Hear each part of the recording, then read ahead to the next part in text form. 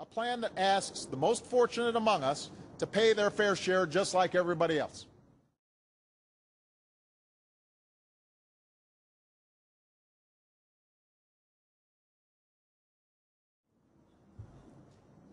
And that's why this plan eliminates tax loopholes that primarily go to the wealthiest taxpayers and biggest corporations.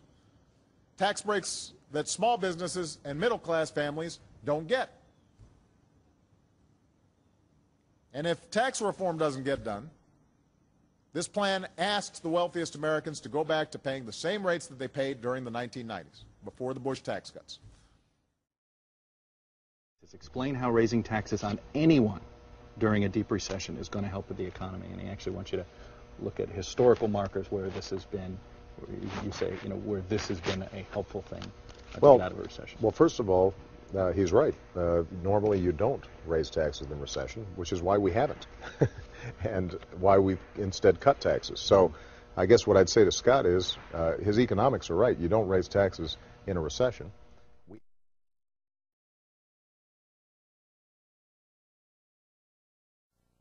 In 1981, our critics charged that letting you keep more of your earnings would trigger an inflationary explosion, send interest rates soaring, and destroy our economy.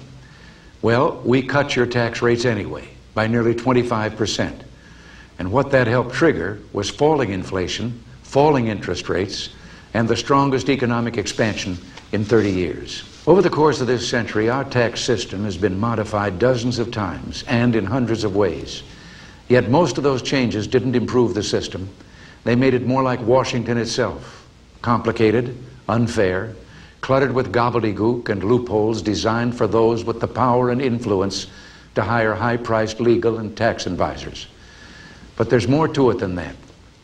Some years ago, an historian, I believe, said that every time in the past when a government began taxing above a certain level of the people's earnings, trust in government began to erode. He said it would begin with efforts to avoid paying the full tax. This would become outright cheating and eventually a distrust and contempt of government itself until there would be a breakdown in law and order. Well, how many times have we heard people brag about clever schemes to avoid paying taxes, or watched luxuries casually written off to be paid for by somebody else, that somebody being you? I believe that in both spirit and substance, our tax system has come to be un-American. A plumber is the guy he's fighting for.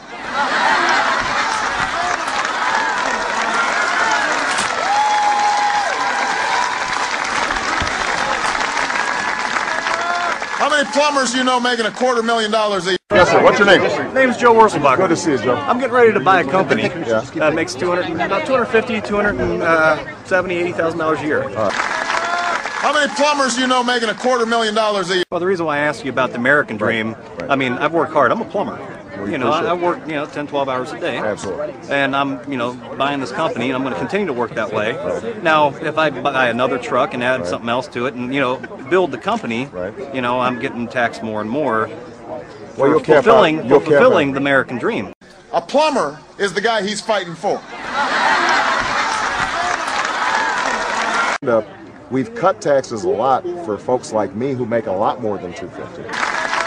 How many plumbers do you know making $250,000 a year? A plumber is the guy he's fighting for.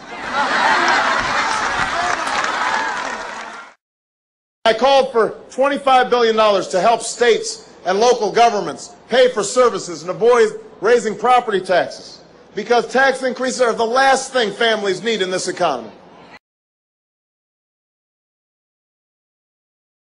So do you believe tax cuts pay for themselves or not? The soundest way to raise the revenues in the long run is to cut the rates now. And the reason is that only full employment can balance the budget, and tax reduction can pave the way to that employment. Sir, let me just finish the question. $3 trillion deficit that you're blowing in the deficit, $3 trillion that you're blowing in the deficit by extending the tax cuts. The purpose of cutting taxes now is not to incur a budget deficit, but to achieve the more prosperous, expanding economy, which can bring a budget surplus. Why keep any of these tax cuts going? These aren't new ideas. They're the same policies that led us into this recession. They won't create jobs. They will kill them. They won't reduce our deficit. They will add $1 trillion to our deficit. The worst deficit comes from a recession. And if we can take the proper action in the proper time, this can be the most important step we could take to prevent another recession.